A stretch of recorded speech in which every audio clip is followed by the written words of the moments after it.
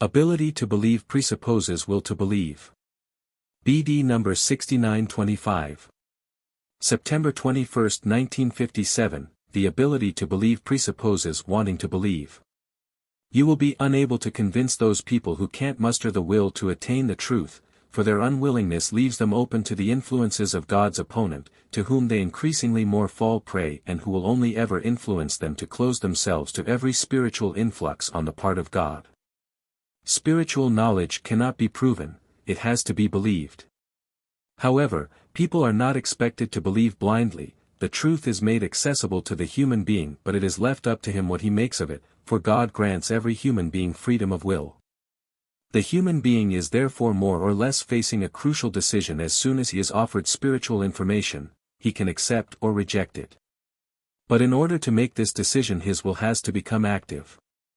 If the human being rejects it without further investigation, then he cannot say, "I cannot believe it," instead he must say, "I don't want to believe it."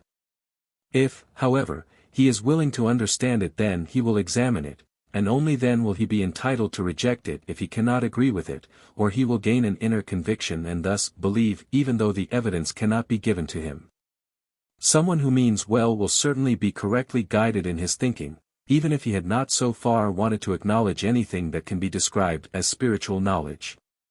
Blind faith is worthless, only a convinced faith will give rise to blessings.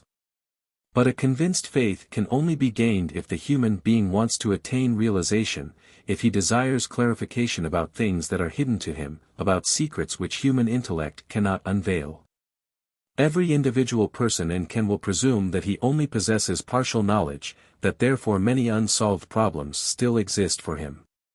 If these problems concern earthly questions, they can be solved intellectually. The results can be tested and also be changed. Then the evidence can be produced that the human being's thinking was right.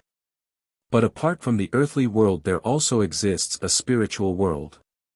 Although this, too, must only be believed again, yet revelations from this spiritual world are sent to people which could almost be classed as evidence already, but always leaving it open to certain doubts, which need to be overcome by a person himself, and this requires his will. He is able to provide the evidence for himself and thus gain convinced faith, but he must also want to do it.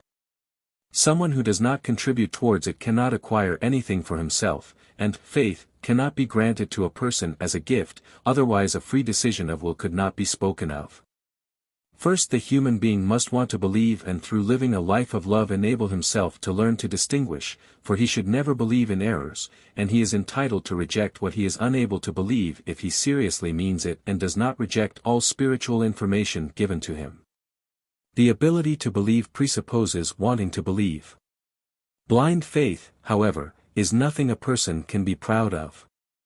Blind faith is not pleasing to God, after all, it testifies to indifference towards the truth and the right realization.